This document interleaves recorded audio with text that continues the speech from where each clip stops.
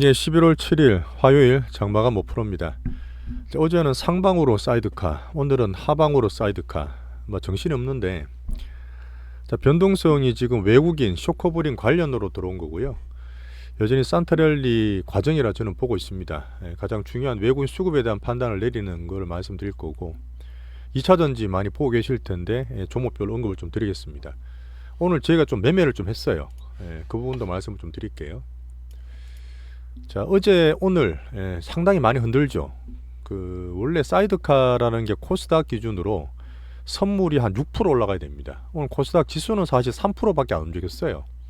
어제 거의 뭐 한 7% 이상 움직이고 오늘 좀 빠지고 있는 상태인데 추세가 꺼졌다 보지는 않습니다. 분명히 외국인 수급이 들어오고 장기로 이제 공매도 금지를 해놓은 상태에서 쇼커버링이 들어온 상태고 외국인의 어떤 수급이나 심리를 흔들고 있다 저는 판단해요. 예전과도 제가 좀 비교를 좀 해드리겠습니다. 오늘 그리고 중기로 제가 올해 초에 2차전지 많이 샀던 것들 중에서 에코프로 BM을 추가로 좀 더 팔았어요. 7월 말에 팔았던 거하고 오늘 한 30만원대 좀 더 팔았고, 단기로 보고 있는 반도체 소부장도 오늘 익절을 좀 했습니다. 자, 산타랠리 과정과 근데 기술적으로 제가 보는 5일선에 대한 얘기도 좀 드릴게요. 자, 어쨌든 미국이 지난주에 상당히 많이 올랐고요. 그 다음에 지금 매크로나 지수, 그 다음에 나스닥 종목들이 살짝 숨고르기를 하고 있습니다. 하지만 걱정을 했던 애플의 어닝 시즌 끝나고 뭐 나름 뉴스들이 많이 나오는데 추세는 유지할 만하다고 저는 보고 있어요. 엔비디아도 $400 내에서 상당히 반등을 주고 잘 되고 있죠.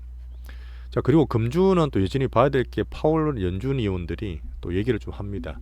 뭐 언급은 여전히 뭐 호키시안 동결에 대한 얘기를 하겠죠. 그 다음에 저희가 보는 미국의 연착륙 가능한 지표를 좀 확인을 좀 해봐야 됩니다. 뭐 큰 걱정을 하지 않고 있어요. 추세 자체는 한 3개월 조정 후에 반등 흐름이라는 저는 보고 있습니다.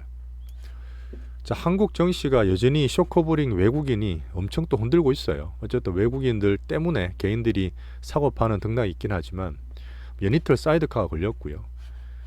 잠깐 보여드리면 지수가 오늘 제가 840포인트 끊었잖아요. 갔다가 바로 밀려가지고 아침에 제가 좀 팔긴 했습니다만은 810까지 800 깨진 않았습니다. 제가 중요하게 단기로 보는 건 5일선이에요. 이렇게 급박하게 올라오고 거래가 많이 실었고 수급 변화가 왔는데 이 추세가 단기 변동을 줄 수 있지만 다시 이 정도로 떨어질 거라 보지 않다 말씀드렸습니다. 5일선 깨지지 않으면 추세 괜찮은 거예요. 자, 그리고 금리 공매도 동결을 시키고 금지를 시킨 이후에 예전에 2008년 8월이었습니다. 2010년에 8월이었고요. 2020년 코로나 때가 3월이었는데 그때다 보시면 엄청나게 많이 빠지고 공매도 금지를 시켰음에도 불구하고 단기로 추가 매도가 있을 수 있어요. 자, 그 다음에부터 계속 올라갔는데 지금은 그런 상황은 아니라고 다 알고 계실 겁니다. 여전히 제가 볼 때는 2개월 3개월 동안 미국 금리가 워낙 오버슈팅 됐고 우리나라는 수급적으로 완전히 망가져서 언더슈팅 됐고 그런 부분이 어제 나스닥 코스닥이던 그 코스피가 하루 만에 10월 달에 빠졌던 걸 다 회복해 버렸어요. 자, 그 부분 같으면 일단은 큰 시그널을 줬지만 갑자기 너무 급등했기 때문에 그 변동을 좀 맞춰가는 그런 단기 등락 정도로 보시면 됩니다. 여전히 지수 등락은 좀 있겠지만 지수가 지금 내년도 말씀드렸어요. 뭐 고금리에 정하는 과정이라 말씀드렸지만 지금 올라가도 저번 고점까지는 못 간다 봐요. 코스닥이 사실 요번에 740까지 갔다가 지금 840입니다. 올라오고 지금 등락이 있고 5일선 보고 있는 상태인데 올라가도 또 900선 걸려요. 제가 기준으로 800포인트 중반에서 900선도 보는 거고요. 자, 코스피 같은 기준으로 보는 거는 지금 여기 또 걸렸잖아요. 걸리고 올라가 봐야 또 500 한 8, 90 600 정도 보는 겁니다. 이 고가를 돌파한다 보진 않아요. 그 산타랠리 왜 산타랠리냐? 종목별로 갈 수 있습니다. 종목별로 지금 변동성 잦아지고 오히려 안정성이 좀 보게 되면 추세 보기 쉽다 말씀드렸잖아요. 그때는 종목 고르기가 더 쉬울 수도 있어요. 자, 그리고 공매도가 지금 정적 금지에 대한 여러 가지 얘기들이 많습니다. 제가 보는 견지를 말씀드릴게요. 어제 같은 케이스는 시기적으로 참 잘했다는 평가들이 많아요. 정치적인 해석 말고 예전처럼 정말 힘들고 금융위기 아니고 뭐 정치적으로 이용한다 이런 얘기도 있지만 어쨌든 미국이 2, 3개월 조정받고 금리가 고점을 쳤고 여러 가지 우리나라도 과매도권 내에서 상당히 효과적으로 내면서 전격적으로 했잖아요. 그리고 급반등을 일으켰습니다. 오늘도 빠지니까 아 봐라 조삼모사 다 끝났다 이렇게 보는 분 계시는데 저는 그렇게 보지 않아요. 추세는 2, 3개월 조정 이후에 돌려놓은 거예요. 어제 워낙 많이 올랐기 때문에 오늘 살짝 또 조정을 받는 겁니다. 이 등락을 보면서 추세만 잡아가시면 돼요. 그 다음에 정부가 어쨌든 간에 제가 어제 뭐 경기 부양책이라 말씀드렸지만 정부의 정시 하방 의지가 상당히 강합니다. 빠지더라도 뭔가 또 낼 거예요.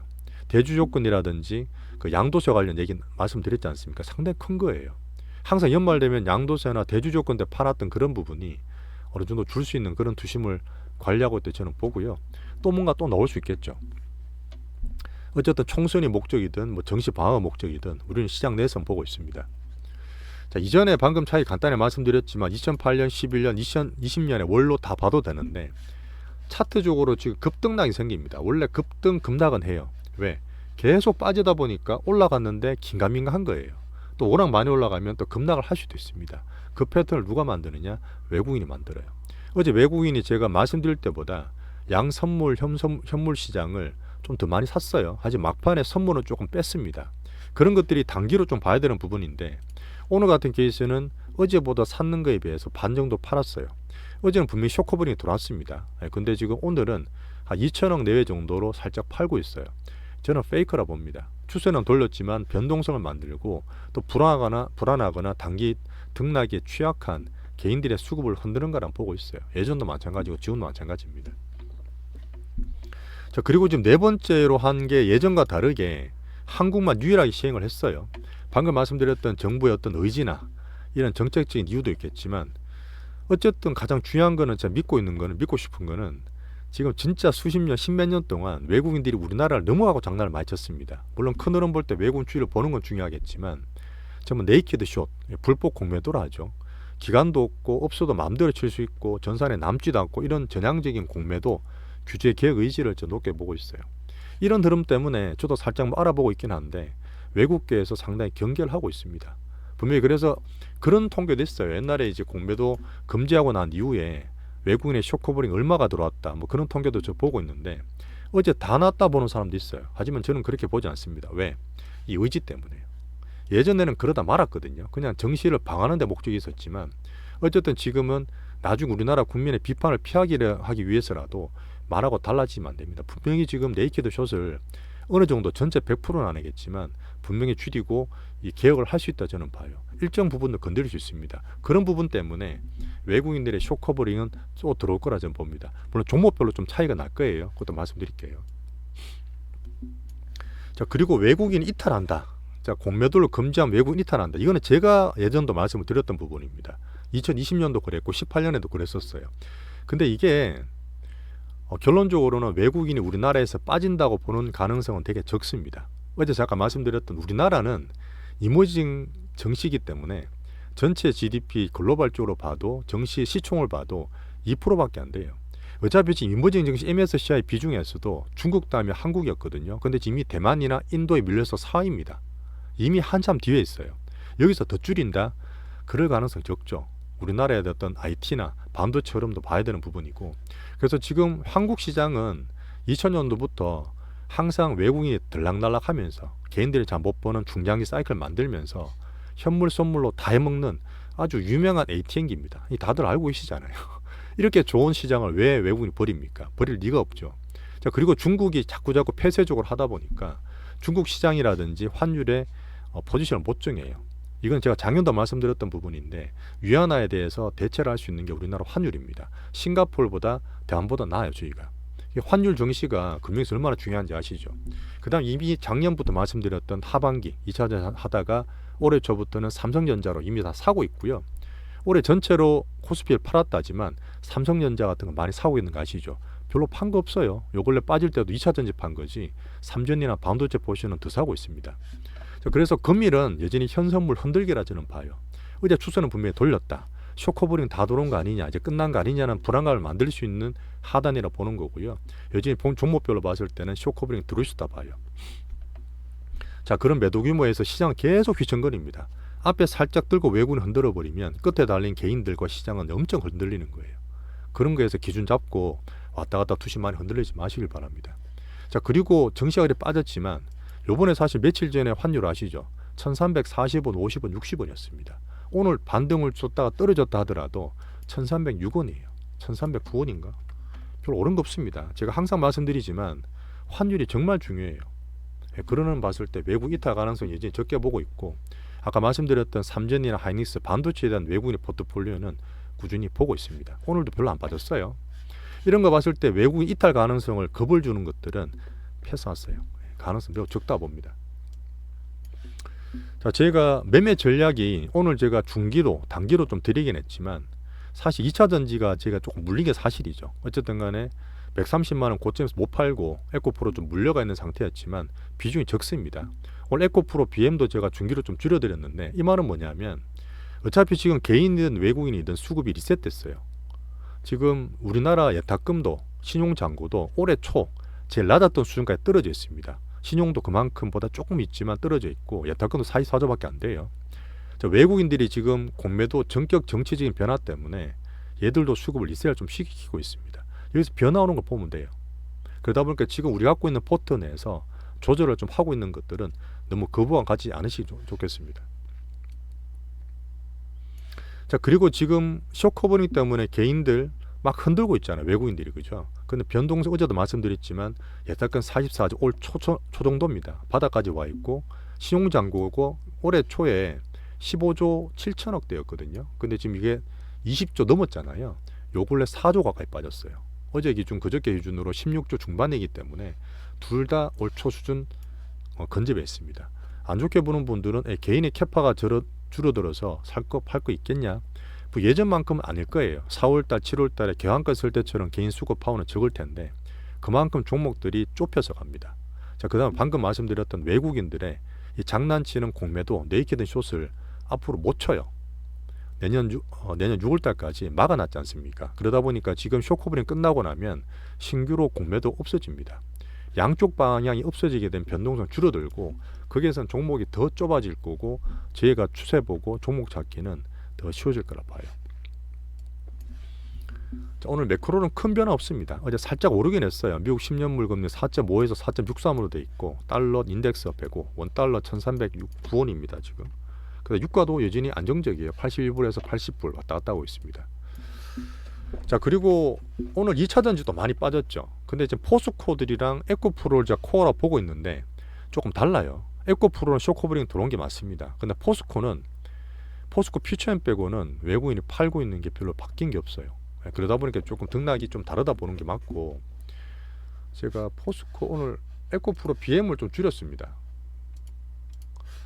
오늘 지수를 잠깐 말씀드렸지만 코스닥은 아까 840 정도, 거기서 일단은 부담을 좀 느꼈던 부분이고 아침 외국인 파는 거 보고 좀 줄였다 보시면 되고요. 한 30만원 초반 31만원대 줄여서 요때 사실 20% 줄였거든요. 이게 원래 10만원부터 사던 거기 때문에 뭐 중기는 사실 좀 길게 보는 건데 요때 50만원에 10% 20% 줄이고 요때 30% 줄였습니다. 현금 보유하고 계세요. 갖고 있다 제가 하이닉스나 반도체로 제가 바꿔드릴 겁니다. 내년 보고. 자, 그 에코프로를 좀 봐야 됩니다. 아침에도 말씀을 드렸어요. 지금 딴 거 볼 거 없이 쇼커버링 왔다 갔다 해도 기준 에코프로 무빙을 보시면 됩니다. 에코프로는 제일 강하죠. 제일 적게 빠졌습니다. 사실 오늘 보합 정도에서는 와서 파신 분들은 지금 단기로 사도 돼요. 제가 봤을 때는 요 사이입니다. 90만원에서 100만원 사이 또 등락이 있을 수 있어요. 지금 왔다 갔다 하더라도 제가 볼 때는 이 사이에 갈 수 있습니다.